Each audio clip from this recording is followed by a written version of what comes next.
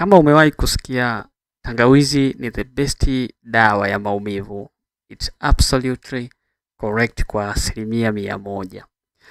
But kwenye somo hili utajifunza ni kwa namna gani, ni maumivu ya aina gani hasa ambayo yanatibiwa kwa ufanisi na tangawizi, lakini pia ni kwa namna gani unaitumia hiyo tangawizi. Tangawizi ina kemikali moja inaitwa ginjero. Ikiwa fresh kemikali inaitwa ginjero. Yale maji yakipotea maana yake tangawizi ikikauka, hii kemikali inabadilika inakuwa sugars. Kwa hizi zote ginjero na sugars zinafanya kazi the same way. Na kazi zao ni very specific. Ukiachana na ile uwezo wake wa kuondoa sumu mbalimbali mwilini, hizi kemikali zinaingilia system takriban 4. Kuna zinaingilia zinazuia enzymes zinaitwa cyclooxygenase ambayo na lipoxygenase. Hizi ni enzymes ambazo zinahusika moja kwa moja kwenye maumivu yako unapokuwa unapata maumivu, na dawa specific ambazo zinaingiliana na hii system ni non-steroid anti-inflammatory drugs kama vile ibuprofen. Kwa hivyo hizi kemikali mbili zinafanya kazi similar ama sawa kabisa na hiyo ibuprofen, labda naproxen, paracetamol na nyinginezo. Lakini pia inaingiliana na kitu kinaitwa TRPV1 receptors. Na hii ni very important hasa kwa watu wenye maumivu ya neurons, neuropathic pain, miguu kuwaka moto, mikono kuwaka moto na kufa ganzi. Lakini pia ina suppress cytokines kama vile TNF alpha, interleukin 1 beta na interleukin 6. Hizi ni cytokines ambazo ni very responsible na maumivu hasa kwa wanawake wanapokuwa kipindi cha period. Kwa hivyo matumizi ya tangawizi ni very important pia kwa watu wenye changamoto hizi. Lakini pia ina uwezo wa kuinteract na ile serotonin na dopamine signaling. Kwa hivyo inakukam akili yako, na kwa wale wanaotumia tramadol maybe is very perfect substitute. Sasa kwa mechanism hizi tangawizi inaweza kutibu maumivu ya aina gani kwa ufanisi zaidi? Kwanza ni osteoarthritis. Ni maumivu ya maungio ya mwili wako. Mara nyingi watu wanapewa diclofenac. Sasa diclofenac ni very dangerous, inaharibu sana figo, lakini pia inakuweka kwenye riski ya kupata vidonda vya tumbo.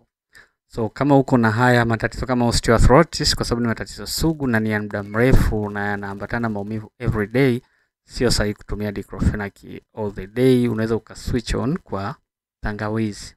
Utajua tutaelezea ni kwa namna gani, kwa kiwango gani. Lakini pia kwa wale watu ambao wanapata changamoto za dysmenorrhea, period pain, maumivu wakati wa period, ni very important. Wengi wanatumia mefenamic acid na ibuprofen, lakini katika ile head to head studies hii tangawizi inafanya kazi the same way na ibuprofen na mefenamic acid. Kwa hiyo una haja ya kutumia hizo nyingine. Lakini kuna migraine pia ni very effective kama sumatriptan. Sumatriptan ni dawa ambayo ni advanced drug ambayo inatumika kumanage migraine ama kipanda uso. Kuna dawa chache sana za kipanda uso. So we are very lucky kuwa na tangawizi kwa sababu inagonga changamoto ambayo sio rahisi kuitibia. Lakini kuna yale maumivu ya back pain, maumivu ya mgongo mengi, yale matatizo ya mgongo, maumivu mbalimbali ya mgongo, basi unaweza ukayatibu kwa tangawizi. So maumivu ya maungio, maumivu ya period, kipanda uso, maumivu ya mgongo, the best type ya maumivu ambayo tangawizi inaweza ikashughulikia vilivyo, ikashughulikia balabala kama ambavyo hizo dawa ambazo tunatumia inashughulikia. So unahitaji kiasi gani cha tangawizi? Very easy. Kwa tangawizi ambayo imekaushwa unahitaji kijiko kimoja kila siku. Tangawizi ambayo imekaushwa, kijiko kimoja kila siku kwa kunywa. Kwa tangawizi ambayo ni fresh unahitaji vijiko 3 hadi 4 kila siku. Na the best way ni kutumia ni kama chai.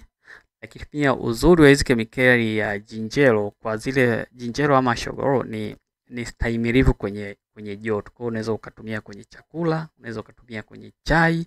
It's 100% una preserve ile stability yake. Lakini pia unaweza ukatumia mafuta ama ukatumia ile gel, kaponda ponda tangawizi vizuri kabisa, ukapata ile urojo ile, alafu ukapaka ile sehemu ambalo lina maumivu. Kwa kufanya hivyo unakuwa umetengeneza best natural anti-pain kwa maumivu hayo tuliyoyataja hapo. Na kitu cha msingi ni consistency. Tiba asili zinahitaji consistency. Tumia kila siku. Kuna wakati, kuna dozi ukifikia, kama unatumia kila siku utaachieve certain amount ya dozi ambao unahitaji. Baada ya hapo utakapoanza kutumia kila unachokuwa unatumia, baada ya kuifikia ile initial dose, maana ya maintenance dose, basi itakusaidia sana. Na unaweza ukaongeza ufanisi kwa kucombine ama kuchanganya na karafuu na tangawizi. Karafuu na tangawizi zote hizi ni the best anti-pain medication. So mchanganyiko unaweza kukupa one of the best natural anti-pain medication, ambapo huwezi ukaipata pharmacy yoyote ile. The issue hapa ni dozi sahihi na consistent kwenye matumizi. Utakuwa umeenjoy somo. Mpaka wakati mwingine, see you.